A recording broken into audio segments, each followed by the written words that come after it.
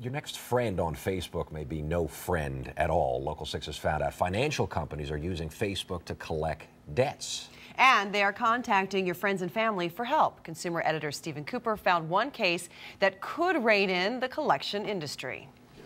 You'll have to excuse Melanie Beecham if she's a little shy about going on Facebook. It's humiliating, it's personal. When Melanie bought this car 4 years ago, she had no idea she'd be facing a pay cut at work and no idea she'd be out on medical leave for 3 months. I was able to pay the car payment. My dad was helping me with the car payment, but then I couldn't keep putting that stress and pressure on him. So eventually she fell behind on the payment. She says her finance company, Mark One Financial, offered her deferments, which would keep her on track for a while. But then... I don't know why they would go on Facebook and contact my family. That's right. Mark One, using the name Jeff Happenstance, contacted Melanie on Facebook, and her cousin, and her sister. And you didn't want her to know anything about this? No, I didn't. It was personal. Her car payment is $362 a month. She says she was going into her second month of falling behind when Mark One launched its Facebook strategy.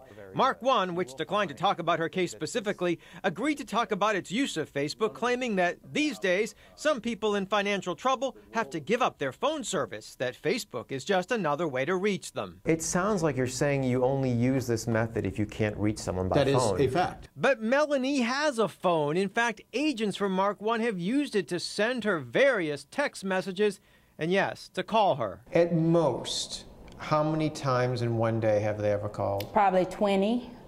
Really? Really. Melanie says this has been her first and only experience with collections, and certainly her first encounter with Jeff Happenstance on Facebook. Do you really have a Jeff Happenstance working here? I don't know Jeff Happenstance. Well, that's how your Facebook person is identifying himself. I don't know that that's the case, and I think that you're bringing up something that we didn't have any knowledge of. You have reached the office of Ali Washington for Mark One Financial. Sure enough, Jeff Happenstance's number rings to Melanie's collection agent at Mark One. Do you anticipate lawsuits over this? I hope not. Too late for hope. Melanie is suing, and as part of her suit, her lawyer has filed a motion to stop the company from using Facebook to contact family and friends. We will prove in a court that they will not be able to do this. That lawyer, the head of Morgan & Morgan's Consumer Protection Department, says this motion is the first of its kind in the nation. The tactics that we've seen in this case are a good example of psychological warfare. Are you convinced that what you're doing is legal? I'm not a lawyer. We believe it's legal. Have you sued this company before? I have. Successfully? Yes. Florida's law on collections is very broad but comprehensive. Abuse and harassment are explicitly forbidden, and Melanie's lawyer says that it will be easy to convince a jury that she is the victim of both.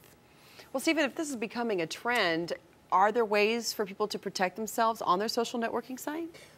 Only the ways that exist, because this seems to be a new trend. At this point, the only way to block financial collectors from finding you on social networking websites is to change your privacy settings and use whatever tools currently exist to block strangers from actually becoming friends of your friends. The tools are there, but I don't know if they're advanced enough yet to deal with this. They always seem to find a way in there somehow. Well, sure. I mean, you know, now that they have found this way, I'm just assuming they will find others. They'll figure it out. All right, Stephen, very good warning. Thank you.